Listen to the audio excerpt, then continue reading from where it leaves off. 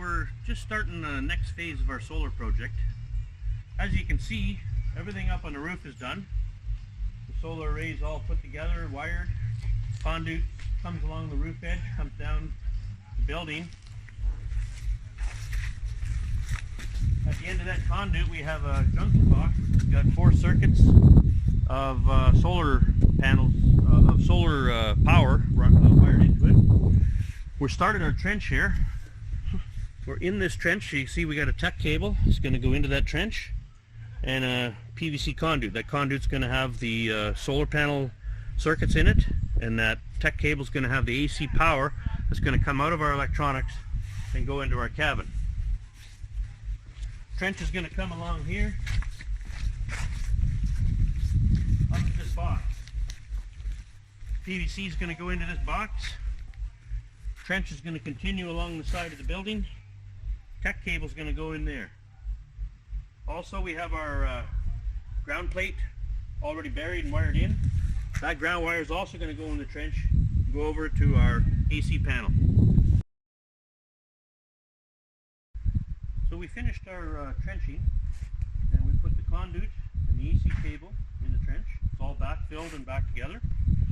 The conduit comes up into this box, and we're going to pull some wires in there in a bit and terminate those wires in there. The AC cable, it went in this trench here, around the building.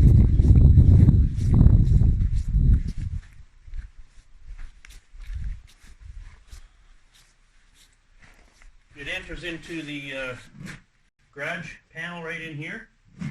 You gotta get some straps yet. Grounding's complete with ground plate. That cable is going to be the AC supply.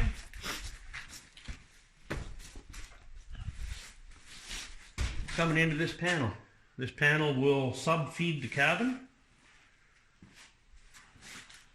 And we're just getting ready to pull 4 circuits of solar. We're all set up and ready for this to go into our conduit from that box. We're going to pull these 8 conductors over there and terminate them in the electronic box. Right, today we energized our solar power system. The main components of this system are what we have up on the roof. We have 30 315 watt panels up there for a total of about 10 kilowatts. This is the brains of the whole thing. It's called a solar, and it's got 2 charge controllers that convert the DC power from the solar panels and regulate it down to 48 volts.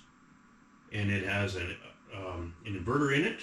It's a hybrid inverter. Everything's programmable inside here. You can set all kinds of parameters. You can set charge rate of the batteries, discharge rate of the batteries. You can set maximum load. You can set all various levels of voltage for different battery systems. As a matter of fact, you just input what type of battery you're using, and it will default to the exact parameters of the proper voltages for that particular battery. We have a small battery here. It's a 2.5 kilowatt hour AGM lead acid battery. It's a very small battery for the size of system we have. It's just a starter battery. It's going to be added to at a later date. These are the DC cables that come off that battery and go into DC terminal blocks. This is our PVC conduit that has 4 strings of solar power coming in here. There's 2 strings of 8 going to one charge controller, 2 strings of 7 going to another charge controller. Inside here we have 3 AC breakers. One is the normal load, which goes onto this cable, and that load will stay on until that battery gets down to 50%, and it will shut down.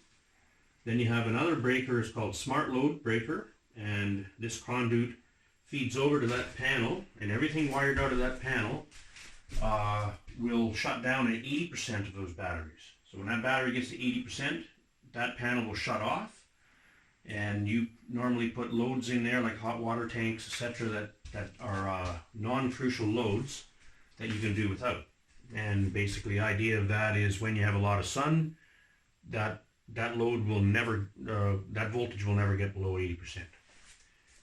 Now, if we want to zoom in on our solar arc here, we have our wattage coming in off the roof. We have 1.85 kilowatts of power coming in right now. This is our grid icon. It's unused because we have an off-grid system. We can, when there's a backup generator, which is going to be installed at a later date, it will feed in on that icon right there, and it will show the numbers, what's being produced by the backup generator. You have your load here. We have 1.59 kilowatts being used right now, and we have our battery that is at 100%. The battery right now is consuming about 40 watts, just as a trickle charge. There's various other things you can do. You can go in and you can look at all the parameters of your battery. Here we have the solar coming off the roof. Here we have, there's one charge controller producing 800 and some watts, and there's another charge controller producing 700 and some watts. And the reason for that is we have 16 solar panels on one charge controller, and we have 14 on the other, so there's going to be a difference in what it produces. This is our inverter right here. We're producing 12.5 amps and 1574 watts. And you can see that almost all of that wattage is on one leg right now. So we've got 1500 and some on L1 side, and only 45 watts for L2. Here's our DC battery bank here. We are taking in about 600 watts to charge that battery. Our voltage is at 51, and it's about 13 amps is being supplied right now.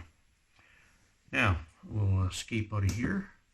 You'll see what's going on. Right now, you can see this battery with these brown arrows. That means power's coming out of that battery right now, and it's going to our load. We're only making 930 watts of power, and we're consuming 1.59, so the battery is supplying part of that load. I'm going to unplug a heater, and you'll see those numbers change. Now that the heater's been unplugged, we're producing 840 or 50 watts, and we're only consuming about 700 watts is being consumed.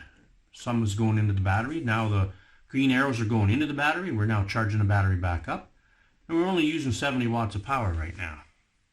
If we go back into this battery display, you see instantaneously our voltage has gone up to 53 volts because now, rather than supplying power, we're taking in power. That voltage will continue to climb until it hits 100%. Other places you can go into here, which is the wattage produced, and you can see how much wattage has been produced on various days by the green bars there. And